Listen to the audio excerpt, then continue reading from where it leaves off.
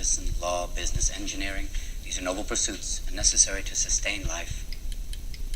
But poetry, beauty, romance, love, these are what we stay alive for. I couldn't agree more, Robin Williams. And that's why today we ask the question, why do you write?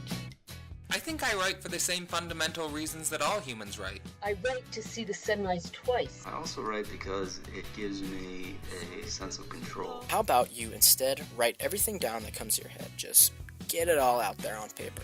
It does feel occasionally very masturbatory. Well, I write because if I did not write, I would curl up in a ball and cry and blah, blah, blah, blah, blah. There's something compelling about making something that otherwise wouldn't exist. I write to trap a state of mind in amber, to shape my experience of the world, to make sense of it, and to make sense of myself. That's Clive Watson of triplesequitur.com. I write to come face to face with myself and be confronted with the reality of how I feel about a thing. I write to sort through tangled problems or elaborate trains of thought.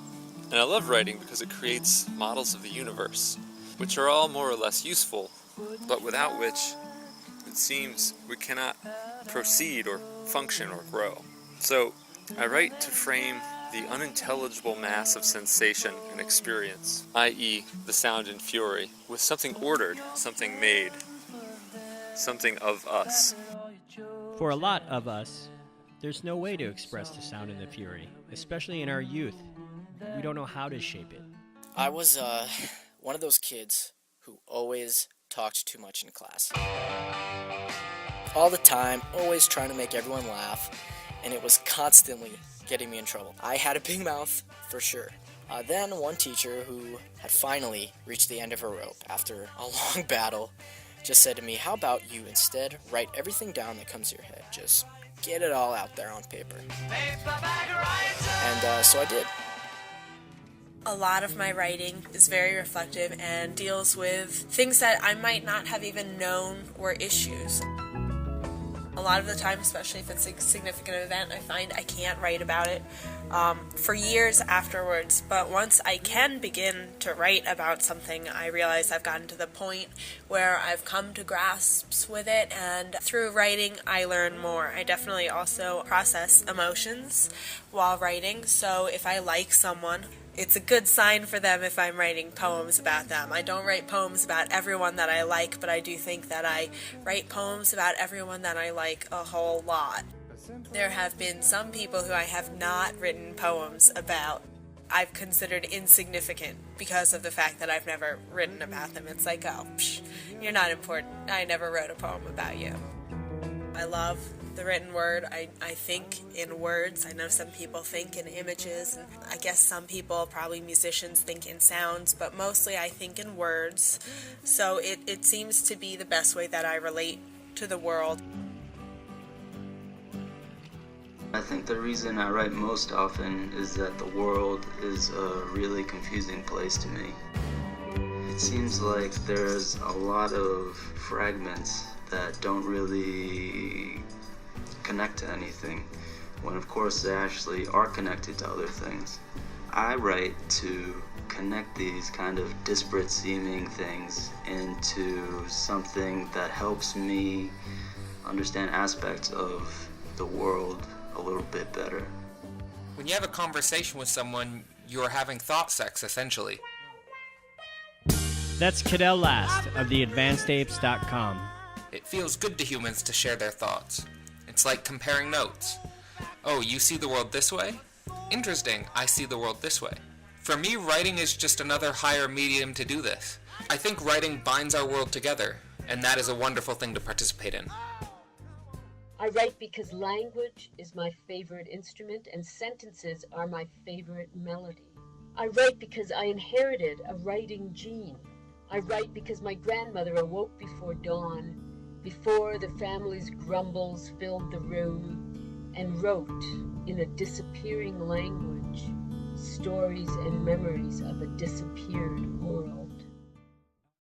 I didn't write for 10 solid years. I didn't write a thing.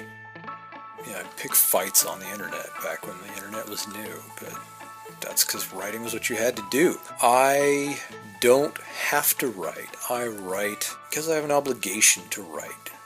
You know, people have always been impressed by my writing.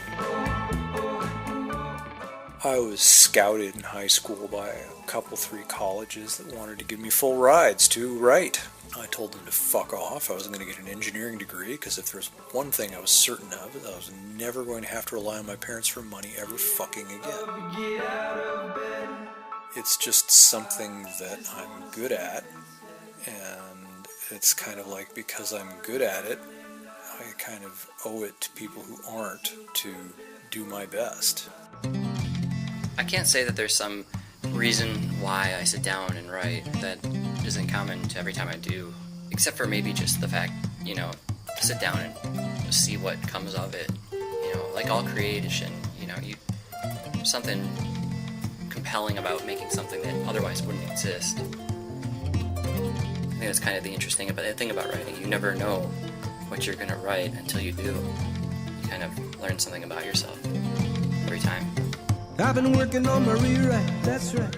I'm gonna change the ending. For those of you that didn't participate in the podcast, the question remains.